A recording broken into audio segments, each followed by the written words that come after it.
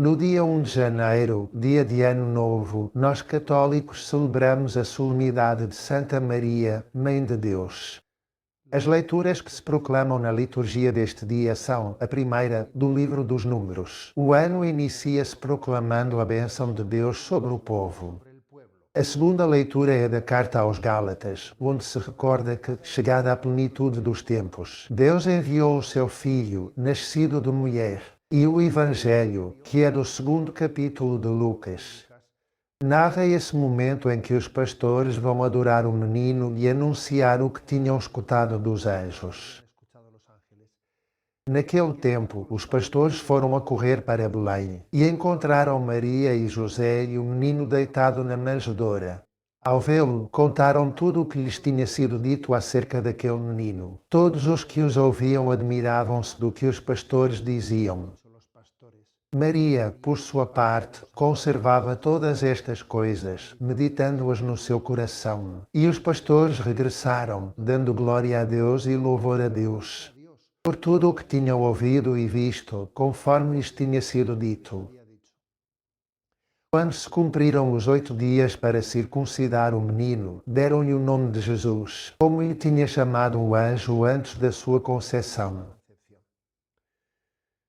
Quero partir no meu comentário desse versículo, no qual, depois de escutarem os pastores e o que diziam acerca desse menino, o que tinham escutado dos anjos acerca desse menino, todos estavam admirados. E diz, Maria, por sua parte, conservava todas estas coisas, meditando-as no seu coração. É típico da passagem de ano, do ano novo, fazer balanços e propósitos. Balanços de como foi o ano passado e propósitos para o ano novo. Está bem, mas sabemos da fragilidade humana. E sabemos que muitos propósitos podem facilmente ficar em desejos não realizados, não é?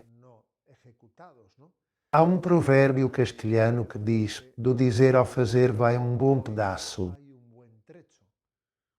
E nestes dias, possivelmente, há muitas pessoas a formular propósitos. Propósitos que não vão cumprir, não é? Talvez porque não estão bem fundamentados. Porque se fazem balanços sem chegar a descobrir a raiz dos problemas. E fazem-se propósitos sem nos apoiarmos na graça de Deus, mas apenas nos sonhos do homem. Por isso, creio que é muito importante, quando se fazem tantos balanços e propósitos, apoiar-se em Maria. Maria, por sua parte, guardava todas estas coisas, meditando-as no seu coração. Maria ajuda-nos e introduz-nos nesse, colocar a nossa vida diante de Deus. E, em primeiro lugar, ensina-nos a reconciliarmos-nos com o passado, sem permitir que deixe feridas em nós. Ajuda-nos a aceitar os episódios mais duros que possamos ter tido, a reconciliarmos-nos com esses episódios, a reconciliarmos-nos com a cruz e a oferecer o que for necessário oferecer da nossa história, do nosso passado. Por outro lado, Maria ensina-nos a olhar o futuro com confiança, superando os medos. Não tememos o futuro porque ele é habitado por Deus. E Maria introduz-nos nessa confiança, aplicando à nossa vida essa forma de ver a vida na presença de Deus, aplicando à nossa existência concreta esse método mariano de ver a vida na presença de Deus. Poderíamos dizer que o nosso ideal é este. O passado lançamo-lo na misericórdia de Deus. O futuro confiamo-lo à providência. E ficamos apenas com o presente, com o hoje, para o viver na presença de Deus. A chave de como viver o ano novo que começamos hoje é esta: vivê-lo na presença de Deus. E acrescento ao que foi dito, o facto de a liturgia ter querido iniciar o ano com a principal das solenidades marianas. E é Santa Maria, Mãe de Deus, que é o principal de todos os dogmas. Os restantes dogmas, a Imaculada Conceição, a Virgindade de Maria, a Assunção de Maria aos céus, são consequência de Maria ser Mãe de Deus, porque foi escolhida para ser Mãe de Deus. Por isso foi preservada do pecado original. Por isso a Conceição foi virginal.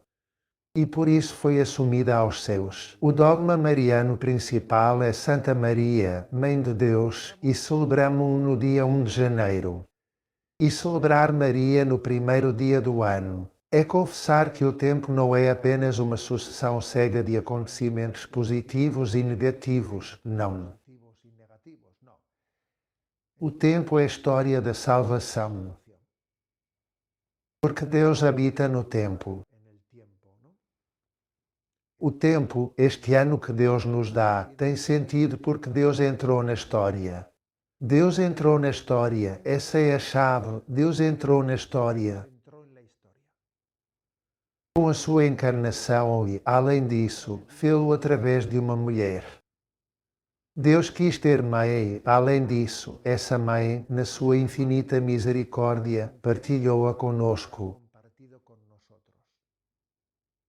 Porque hoje celebramos Santa Maria, Mãe de Deus. Mas atenção, essa Mãe de Jesus, Ele teve a misericórdia de que essa maternidade não se esgota em Jesus, mas se estenda também a todos nós que somos membros da Igreja. Ou seja, participamos da maternidade de Maria. Hoje é Santa Maria, Mãe de Deus, e nossa Mãe não é? E então Maria é garantia de esperança para o ano que começa. Porque a sua maternidade, o facto de Jesus ter partilhado a mãe conosco, deixa claro que Deus não é indiferente à nossa história, que não é alheio à nossa carne. E que não olha para este ano que começa de fora, mas olha-o de dentro. Ou seja, está plenamente implicado conosco, caminha ao nosso lado. E a prova de que caminha ao nosso lado é que nos dá a sua mãe. O ano novo é tempo de bênção. Deus abençoa o ano novo. A primeira leitura diz que o Senhor te abençoe e te guarde. Mas uma das principais bênçãos que Deus nos dá, qual é? Pois a sua mãe receber essa maternidade. Essa é a principal das bênçãos, a maternidade de Maria para conosco. Portanto, queridos irmãos, o dia 1 de janeiro não começa com o relógio, com as badaladas, mas com o regaço materno. É o regaço de Santa Maria, Mãe de Deus, que nos entrega Cristo como sentido, companhia e esperança para todo este ano que começa. Feliz Ano Novo, Santo Ano Novo 2026. A bênção de Deus Todo-Poderoso, Pai, Filho e Espírito Santo, desça sobre vós.